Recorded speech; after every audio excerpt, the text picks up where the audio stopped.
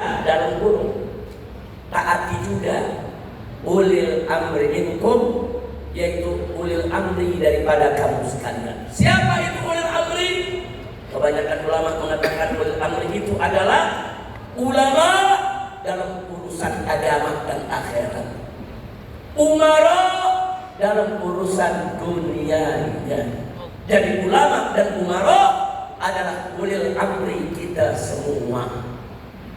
Nah, saudara, kita diperintahkan taat kepada Allah dan taat kepada Rasul dan juga taat kepada ulil amri. Tapi ada perbedaan antara ketiga ketaatan ini, saudara. Taat kepada Allah sifatnya mutlak. Artinya bersifat mutlak, apa saja yang Allah haramkan ya haram. Nggak perlu lagi kita perdebatkan, saudara.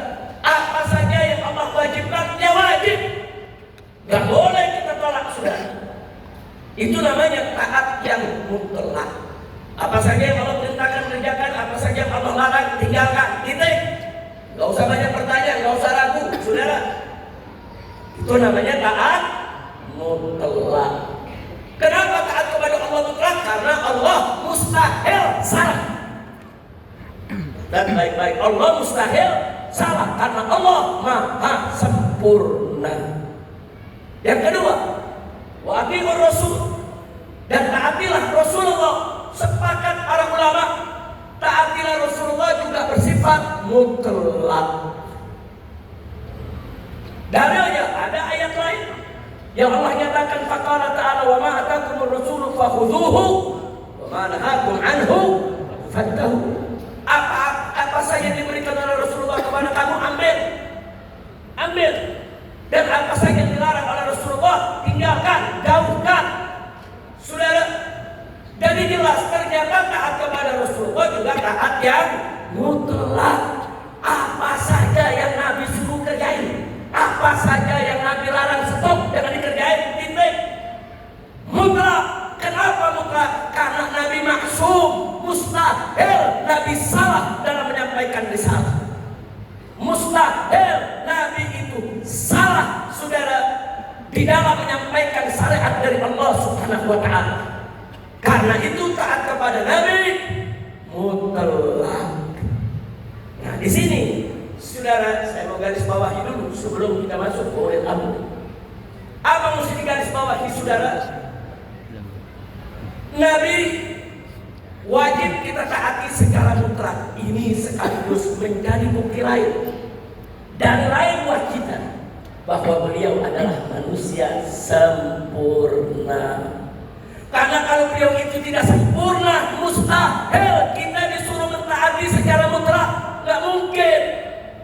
Kalau Nabi tidak sempurna, banyak celah, banyak cacat, banyak aibnya, mustahil kita diperintahkan untuk taat secara mutlak, saudara. Kalau kita sudah diperintah oleh Allah taati Nabi secara mutlak, berarti ada jaminan dari Allah bahwa Nabi maksum, suci, mustahil salah dalam menyampaikan risalah.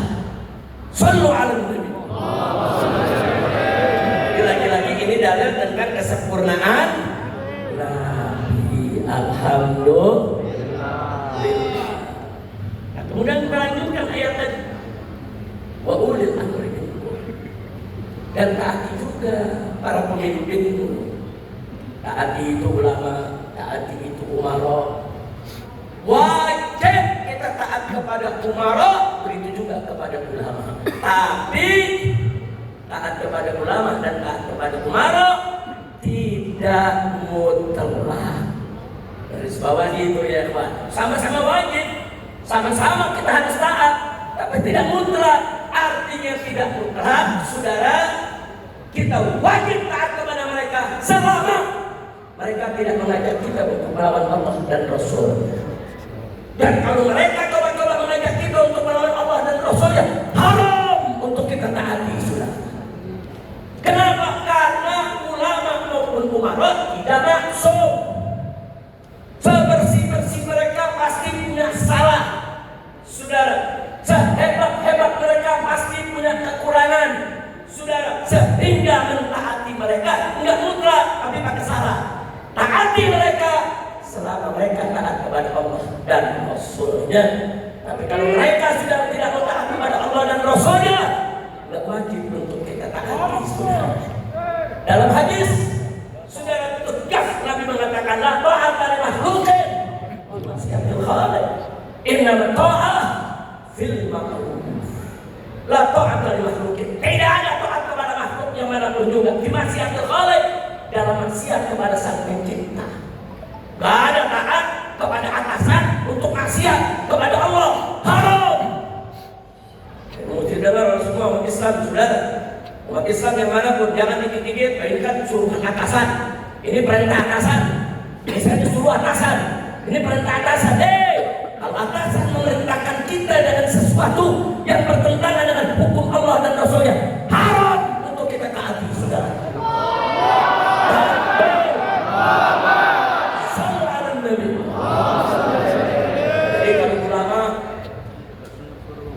Saudara menyampaikan fatwa yang lurus sesuai Al-Quran dan As-Sunnah. Kalau ulama mengajak kita ke jalan yang benar. Kalau ulama menyebarkan ilmu yang tidak bertentangan dengan ajaran Allah dan Rasulnya, wajib untuk kita taati mereka.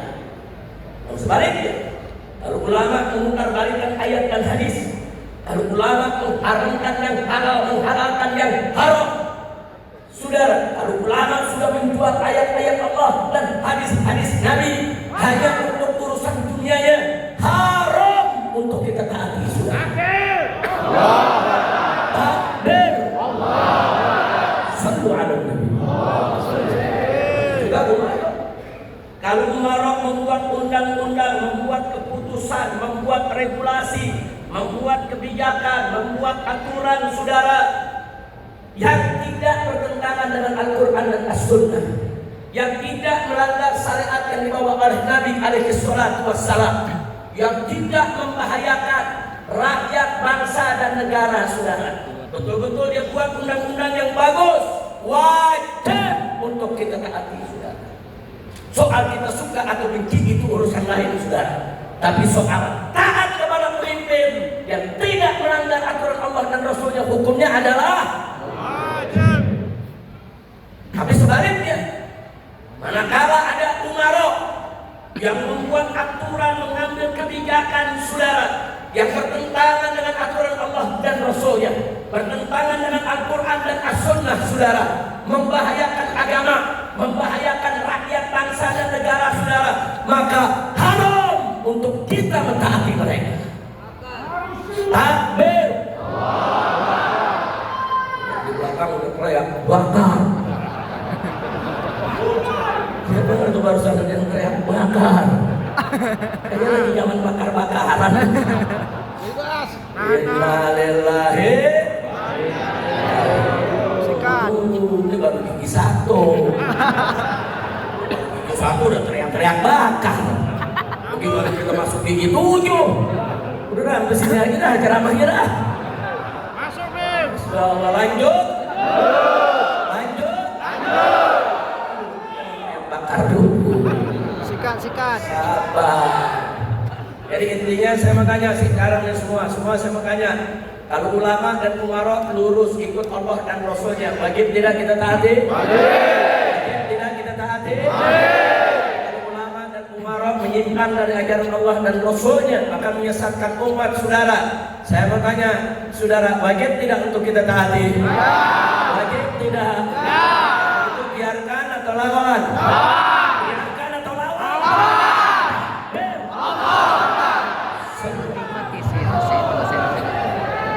Jadi saudara, Nabi yang kita peringati malam-malam hari ini bukan sembarang manusia, basyarun lakal basyar, adalah seorang manusia yang tidak sama seperti manusia yang lainnya. Manusia yang maksum, yang dijaga Allah, yang dilindungi Allah, saudara, dan manusia yang Allah nyatakan dalam Al-Quran, mayyuti'ir Rasul faqad ata Allah. Barang siapa yang mentaati Rasul, berarti dia taat kepada Allah. Masya Allah. Ini dari lagi buatnya dari lama. Allah menyatakan siapa taat kepada Nabi berarti dia taat kepada Allah. Mayyuti'ir Rasul faqad ata Allah. Enggak tanggung-tanggung, saudara. Bukti apa? Ini bukti kesempurnaan Nabi. Kalau beliau tidak sempurna, kalau beliau banyak salah, banyak cacat, saudara, mustahil taat kepada beliau sama dengan taat kepada Allah. Ini Allah yang menyatakan taat kepada Rasul berarti taat kepada Allah. Manusia yang dikatakan oleh Allah taat kepadanya sama dengan taat kepada Allah Subhanahu wa ta'ala. Bukan sembarang manusia. Dia adalah al-insanul kamil, manusia yang sempurna. Dialah Nabi kita Sayyiduna Muhammad. Alhamdulillah. Senang tidak punya Nabi sempurna? Bersyukur tidak? Beriman kepada Nabi? Percaya kepada Nabi? Cinta kepada Nabi? Takbir. Satu ada. Nah, saudara, kenapa sih Nabi bisa begitu sempurna? Oh, tadi sudah kita jawab, Nabi maksum dilindungi Allah. Tapi ada hal lain yang mesti kita ketahui, saudara. Apa yang mesti kita ketahui? Muncul pertanyaan, kenapa ya begitu Nabi lahir, saudara, masih dalam kandungan ibunya, ayahnya sudah meninggal dunia. Begitu dilahirkan, umurnya masih sangat muda, saudara, ibunya meninggal dunia. Kemudian tumbuh besar, belum mencapai usia remaja, kakek yang merupakan tokoh masyarakat Quraisy meninggal dunia juga, Abdul Muthalib. Kok kalau kita perhatikan periodenya terus ditinggal, saudara, sama orang-orang kuat yang mestinya menjadi pembimbingnya. Rahasianya, saudara, ada pada hadis Nabi alaihi salatu wassalam, tatkala beliau mengatakan adabani Rabbi fa ahsana ta'dibi. Allah sudah mendidik aku adab, mendidik aku akhlak, mendidik aku budi pekerti. Allah yang langsung mendidikku fa ahsana ta'dibi. Makanya didikanku adalah didikan yang terbaik. Jadi Allah ingin tunjukkan dari hadis ini, kita tahu, oh ternyata Allah ingin tunjukkan kepada seluruh umat manusia, saudara, bahwa sempurnanya Nabi bukan karena didikan ayahnya, bukan karena didikan ibunya, bukan karena didikan kakeknya, saudara, tapi betul-betul langsung karena didikan dari yang maha pendidik, yaitu Allah Subhanahu. Siapa yang maha agung? Siapa yang maha sempurna? Siapa yang maha suci? Takbir. Sallu ala Nabi. Jadi saudara, pantas Nabi sempurna, dididik langsung saudara sama Allah. Pantas Nabi sempurna, makanya jangan ragu lagi dengan kesempurnaan Nabi. Nah, kenapa sih saya sampaikan ini, saudara, pada acara seperti ini? Karena belakangan ini ada oknum-oknum pejabat kita, saudara, ada kepala daerah, ada anggota dewan. Saya dengar sendiri, saya lihat sendiri, saya saksikan sendiri, saudara, pada rekaman video mereka yang viral kemana-mana. Seenaknya mereka bilang, gak ada itu manusia yang sempurna. Semua manusia itu pasti punya salah, punya dosa, termasuk Nabi Muhammad pun gak sempurna. Kurang ajar, saudara. Kamu lebih kencang. Sikat. Ini baru gigi 1,5. Lanjut. Saya mau tanya saudara, kalau ada oknum-oknum pejabat bicara seperti itu, ngawur tidak? Sesat tidak? Hati-hati, kalau ada yang mengucapkan seperti itu dengan sengaja, saudara, untuk merendahkan Nabi, saudara, maka hukumnya murtad, keluar dari Islam, saudara. Nah, saya khawatir pada yang bicara pejabat, yang bicara tokoh masyarakat didengar sama anak-anak muda. Nanti anak-anak muda menjadikan dia sebagai pegangan. Oh, kalau itu Nabi gak sempurna juga. Nah, maklum Gen Z ini, saudara, sebagaimana kita ketahui, saudara, ini sekarang ini mereka mudah menyerap informasi, segala macam informasi, digenggam kita daripada revolusi teknologi medsos.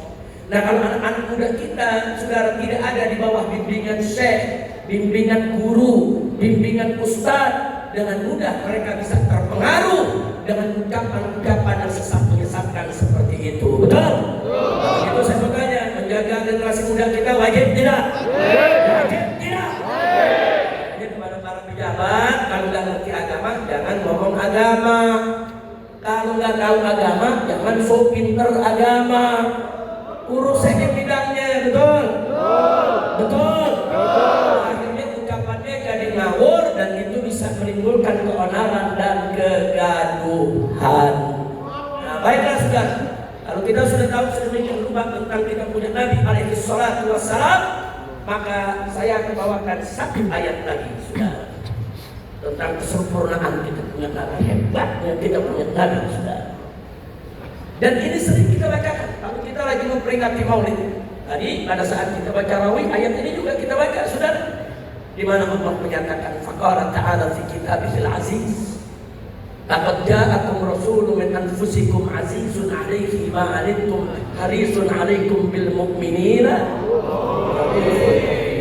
Shadaqallahul 'azim. Luar biasa, saudara. Allah nyatakan di sini laqad ja'akum, telah datang kepada kamu sekalian, hei umat manusia, hei bangsa Arab. Dan saat itu ayat itu diturunkan di sana, saudara. Hei orang-orang yang beriman, telah datang kepada kamu sekalian min anfusikum, dari jenis kamu sendiri, sama-sama manusia. Tapi manusia ini bukan malaikat, bukan jin. Min anfusikum, dari jenis kamu sendiri. Bahkan ada satu riwayat qiraah yang lain menyebutkan min anfasikum. Min anfasikum artinya dari yang paling bagus di antara kamu, saudara. Cuman memang qiraah mutawatirahnya min anfusikum, saudara. Jadi Allah sudah kasih tahu telah datang kepada kamu sekalian rasulun, seorang rasul. Laqad ja'akum rasulun min anfusikum. Rasul yang bagaimana? Allah kasih tahu sifatnya, azizun 'alaihi ma 'anittum. Azizun 'alaihi ma 'anittum. Artinya, saudara, azizun 'alaihi, dia merasa terbebani dengan beban yang sangat berat, ma 'anittum, dari apa-apa yang kamu derita. Dengan kata lain, artinya Allah kasih tahu ini bukan sembarang manusia. Manusia yang suka duka kita menjadi suka duka dia, saudara. Sedihnya kita, sedihnya dia. Derita kita, derita dia. Sakitnya kita, sakitnya dia. Allah yang kasih tahu ini manusia yang luar biasa, saudara. Azizun 'alaihi ma 'anittum, harisun 'alaikum, dan dia sangat peduli kepada kamu. Harisun 'alaikum, peduli kepada kamu. Dia menginginkan kamu semua bahagia, selamat dunia akhirat. Allah yang kasih tahu sifatnya Nabi bukan sembarang Nabi, yang saudara. Nabi yang merasa terbebani dalam penderitaan kita semua. Suka juga kita, suka juga beliau, saudara. Dan beliau sangat peduli dengan kebahagiaan kita. Nggak sampai di situ. Bil mu'minina raufur rahim. Dan terhadap orang-orang yang beriman, rauf rahim. Rauf nama Allah, Rahim nama Allah.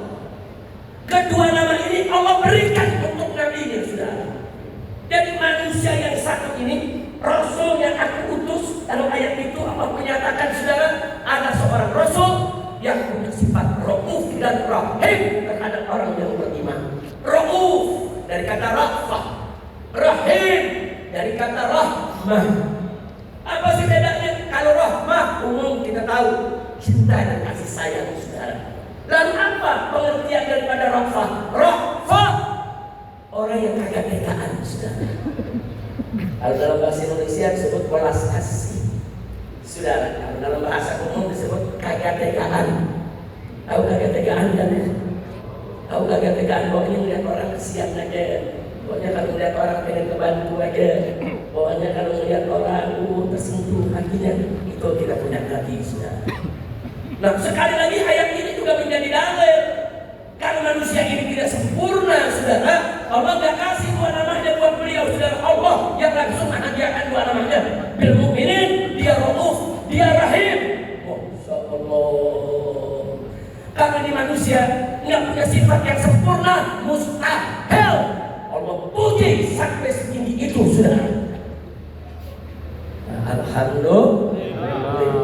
Jadi ini sekali lagi juga dalil kalau Nabi itu manusia yang sempurna. Dan sini kalau para kiai, para ustadz, para ustadzah, itu juga para santri-santri yang mengaji, kalau ingin mendalami soal ini, baca kitab Asy-Syifa bi Ta'rif Huquqil Mustafa karangan Al-Imam Al-Qadhi'iyah radhiyallahu ta'ala anhu. Di dalam kitab tersebut, saudara, beliau rincikan satu persatu keutamaan Nabi yang menunjukkan kesempurnaannya, lengkap dengan dalil dari Al-Quran maupun As-Sunnah, saudara. Nah, ini perlu dibaca oleh umat Islam kalau ingin mengenal lebih jauh tentang Nabi-Nya. Atau ada lagi satu kitab yang dikarang oleh saya punya guru, almarhum al-maqrur lah Abuya Sayyid Muhammad bin Ali Al-Maliki Al-Hasani, yang hidup di Mekah dulu, saudara. Beliau mengarang sebuah kitab dengan judul Muhammad Al-Insanul Kamil, Muhammad manusia yang sempurna. Nah, beliau kutipkan dalil-dalil, saudara, dengan singkat, padat, ringkas, jelas, langsung menunjukkan, yaitu kepada maksud untuk mengenal lebih jauh siapa kita punya Nabi, sehingga kita tahu betapa sempurnanya Nabi kita Sayyiduna Muhammad sallallahu alaihi wasallam. Sallu ala Nabi. Saya bertanya lagi sekali lagi sebelum saya lanjutkan, saudara, Nabi punya akhlak indah tidak? Bagus tidak? Sempurna tidak? Sempurna tidak? Sempurna tidak? Sallu ala nabiyikum Muhammad. Ala Sayyidina Muhammad wa ala alihi wa sahbihi ajma'in. Nah, sekarang yang berikutnya, saudara, kita sudah tahu Nabi begitu sempurna. Nah, bagaimana manusia yang sempurna ini di dalam memimpin umatnya? Ini pelajaran buat ulama, buat umarok, juga buat umat, saudara, buat generasi muda. Dan bukan nggak mungkin besok di kemudian hari anak-anak muda ini yang ada di Masjid Muslim ini, saudara, besok ke depan ada menjadi pemimpin umat, baik menjadi ulama ataupun umarok. Tidak mungkin dari yang hadir di sini besok ada yang menjadi gubernur, ada yang jadi presiden, ada yang menjadi pimpinan DPR, MPR, ada yang menjadi jenderal, saudara, ada menjadi ulama besar. Amin ya rabbal. Nah, Nabi alaihi salatu wassalam mengajarkan kepada kita sebagaimana beliau diajarkan oleh Allah Subhanahu wa taala, bagaimana cara memimpin umat.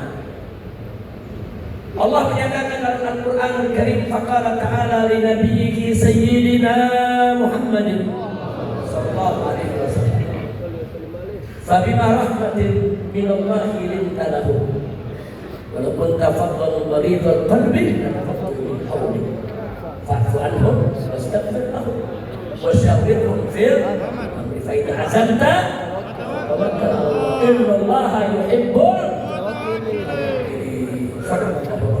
ayat luar biasa. Allah Subhanahu wa ta'ala mengajarkan Nabi, membimbing Nabi, membina Nabi, dan Nabi melaksanakan. Bagaimana cara menghadapi umat yang dipimpinnya? Allah katakan, fabima rahmatin minallah, dan antara rahmat dari Allah Subhanahu wa ta'ala linta lahum, engkau bersifat lembut, bersikap lembut kepada mereka yang Muhammad. Engkau bersikap lembut kepada kaumnya umat. Itu semua adalah rahmat dari Allah. Allah kasih tahu, walau kunta fadlan ghalidhal qalbi, andai kata engkau itu bersikap keras, kasar, pengis itu hati, saudara, lanfaddu min hawlik, niscaya umatmu akan pergi meninggalkan. Masya Allah.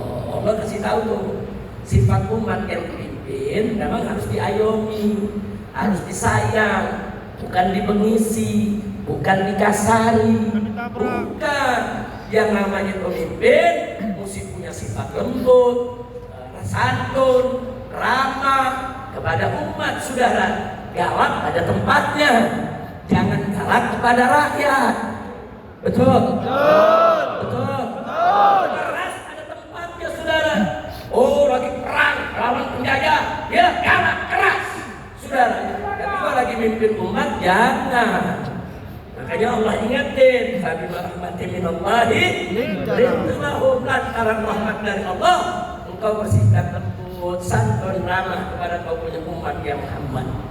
Walaupun tafadhal walidal qalbi, walaupun tafadhal kalau engkau bersikap keras, kasar, saudara, walidal qalbi, walid, saudara, artinya keras, saudara. Kalau itu yang terjadi, lan fatu min haulek, kau punya umat bubar meninggalkanmu. Zaman sekarang bukan bubar lagi, diuber-uber. Ya, bubar ditinggalin, malah diuber-uber pemimpin begitu, betul? Betul? Terus selanjutnya bakal sebagai pemimpin Allah kasih tahu lagi, fa'fu anhu, maafin kau punya umat. Kalau ada salah-salah dikit, maafin. Telat bayar pajak, maafin. Iya betul. Ini maksudnya kan zaman sekarang begitu, banyak-banyak maafin. Jangan telat sehari listrik mati. Betul. Sementara kantor pejabat nunggak miliaran, gak mati listriknya. Kacau, udah kacau. Makanya nih Allah ajarin Nabi gimana nih? Fa'fu anhu, maafin kau punya umat. Mungkin nanti ada ucapannya kasar, suaranya keras, bisa menyinggung perasaan Nabi. Maafin. Wastaghfir lahum, bahkan Allah suruh Nabi-Nya wastaghfir lahum, mohon ampunan buat mereka. Allah, Nabi dididik kalau bagaimana cara jadi pemimpin, ramah, santun, pemaaf, doain itu umat, sayang kepada umat. Ada lagi yang tidak kalah pentingnya, wasyawirhum fil amri, ajak mereka musyawarah dalam urusan mereka. Ajak, maksudnya ajak musyawarah, jangan seenaknya bikin aturan. Jangan seenaknya saudara bikin undang-undang tanpa memperhatikan aspirasi rakyat. Allah yang suruh wasabirhum fil amri, ajak mereka musyawarah. Ajak. Jadi pemimpin zaman sekarang kalau mau contoh Nabi dan memang mereka wajib untuk mencontoh Nabi, ajak musyawarah rakyatnya. Ada jawab Habib, tapi kan ada DPR. Ya, pemerintah musyawarahnya sama DPR. Betul, itu sudah bagus, saudara. Dengan perwakilan, tapi anggota DPR-nya harus turun, tanya langsung di daerah pemilihan masing-masing, apa aspirasi mereka, apa keluhan mereka. Sudah ditampung di gedung parlemen sana, sampaikan kepada pejabat, nggak boleh takut untuk menyampaikannya, betul? Makanya dulu Nabi kalau ambil keputusan musyawarah, saudara. Padahal Nabi cerdas, Nabi pintar, nggak butuh musyawarah, saudara. Nabi cerdas, Nabi pintar, Nabi maksum, putusannya pasti benar, nggak butuh musyawarah, tetap Nabi musyawarah. Lihat waktu di perang Badar, saudara. Waktu perang Badar, Nabi bawa para sahabatnya. Begitu sampai di daerah Badar, saudara, kemudian Nabi perintahkan para sahabat untuk membuat tenda-tenda, pasukan berhenti di situ, saudara. Terus satu sahabat maju, ya Rasulullah, hada wahyun amroh. Ya Rasulullah, keputusan berhenti di sini ini ada sumur Badar yang pertama. Di Badar itu banyak sumur-sumur, saudara. Berhenti di sumur pertama ini, hada wahyun, ini wahyu dari Allah. Amroh atau ini hanya pendapat pribadi. Masya Allah. Ini sahabat juga akhlak tinggi. Kalau itu wahyu, tutup mulut. Gak usah lagi banyak komentar. Gak usah lagi pakai ngasih saran, saudara. Karena saudara, kalau itu sudah wahyu dari Allah, berarti tinggal dilaksanakan. Nah, kenapa harus ditanya? Karena Nabi juga apa ucapannya juga wahyu. Wa ma yantiqu 'anil hawa in huwa illa wahyun yuha, saudara. Tapi kadang-kadang ada pendapat pribadi Nabi, saudara. Nah, sekarang ditanya ke sahabat, ini wahyu atau rohyu ya Rasulullah? Kalau ini wahyu, sami'na wa ta'ana. Tapi kalau ini rohyun, kalau boleh, kami juga punya pendapat yang kami mau sampaikan. Nah, tunggu, kalau Nabi katakan silakan sampaikan rohyunnya, silakan. Kalau enggak. Berarti itu juga sudah putusan Nabi, saudara. Ternyata Nabi mengatakan, ini hanya pendapat pribadi aja. Coba kau punya pendapat apa? Dia sampaikan, ya Rasulullah, di ujung sana ada sumur terakhir badan. Mestinya kita berhenti di sana, sehingga seluruh sumur yang ada di Medan Badar ini dikuasai oleh kita sebelum musuh datang. Sebab kalau musuh nanti datang lebih dulu, mereka kuasai sumur-sumur tersebut, maka kita sendiri yang akan kesulitan menghadapi kehausan pasukan. Nabi langsung berdiri, diterima, diperintahkan kepada semua sahabat, ayo berdiri, berangkat, di sana kita berkemah. Musyawarah bukan? Musyawarah bukan? Saya bertanya kepribadian Nabi kita, menghargai para sahabatnya, bagus tidak? Bagus. Indah tidak? Tidak. Takbir. Yang kedua, dua saya kasih contoh. Gimana musyawarahnya Nabi, saudara? Waktu mau perang Uhud, di perang Badar, Allah kasih umat Islam menang. Akhirnya orang-orang kafir di kota Mekah dendamnya membara. Kenapa bisa kalah melawan pasukan Muhammad?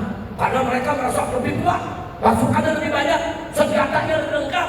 Mereka nggak terima itu kekalahan, saudara. Maka itu dilakukan mobilisasi umum, penggalangan pasukan, saudara, perlengkapan persenjataan tempur untuk menyerang Madinah, saudara. Begitu Nabi dengar, Nabi ngumpulin sahabat lagi. Apa kata Nabi alaihi salatu wassalam? Ini orang-orang kafir marah, mau dendam, mau datang lagi dengan pasukan yang berlipat ganda, dengan senjata yang lengkap. Bagaimana? Orang-orang tua, sahabat-sahabat Nabi yang senior seperti Sayyidina Abu Bakar, Umar, Utsman radhiyallahu anhum, mereka punya pendapat, ya Rasulullah, kita sudah banyak makan asam garam, kita sudah banyak makan merasakan pahit manisnya perjuangan, kita juga pengalaman bagaimana itu pertempuran. Karena itu ya Rasulullah, kami mengusulkan sebaiknya kita bentengi diri saja di Kota Madinah. Kita bentengi diri kita di Madinah, kalau mereka datang kita lawan. Saudara, ini pendapat golongan tua. Terus Nabi tanya yang muda-muda, ada Ali, ada Zubair, Tolha, saudara yang muda-muda.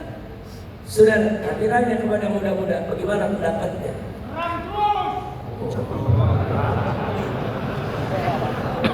Tahu jawaban, emang Gen Z begitu ya? Saudara, yang muda-muda bilang, ya Rasulullah, kita ini kan berjihad, tujuan kita ya menang, ya mati syahid. Nggak ada tuh kata kalah. Karena itu kenapa harus kita tunggu di Madinah? Kita sambut mereka di medan tempur. Anak muda, Sayyidina Ali dan kawan-kawan yang muda begitu udah kita mati syahid lah. Saudara, terjadi perdebatan dengan orang tua. Kata orang tua, jangan begitu. Kalau kita punya kemampuan gak cukup, kita paksakan diri, itu namanya bunuh diri. Anak-anak muda bilang, enggak bunuh diri, mati syahid. Anak muda.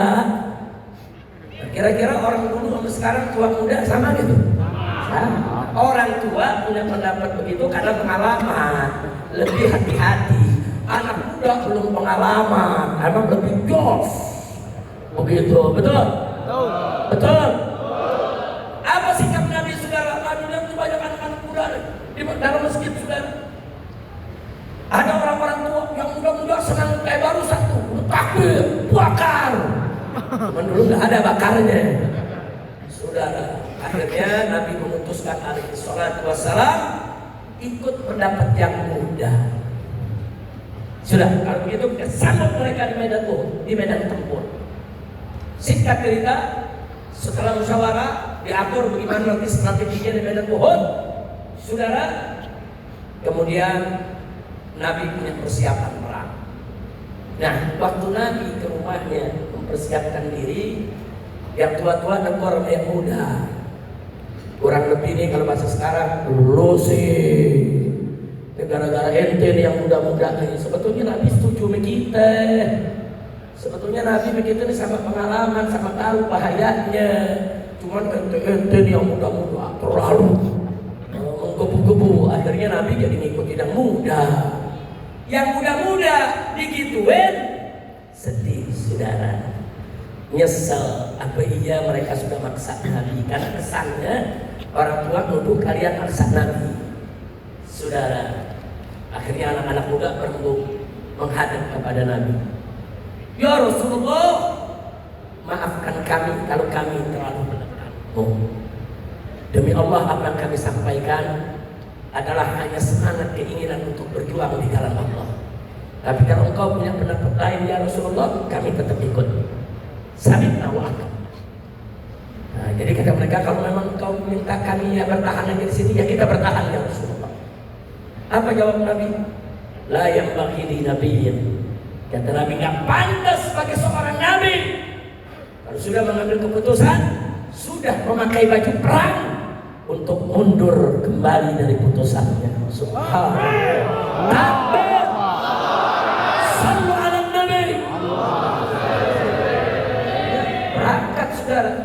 Nah, para ulama saudara membahas soal ini. Kenapa Nabi memilih pendapat yang mudah? Padahal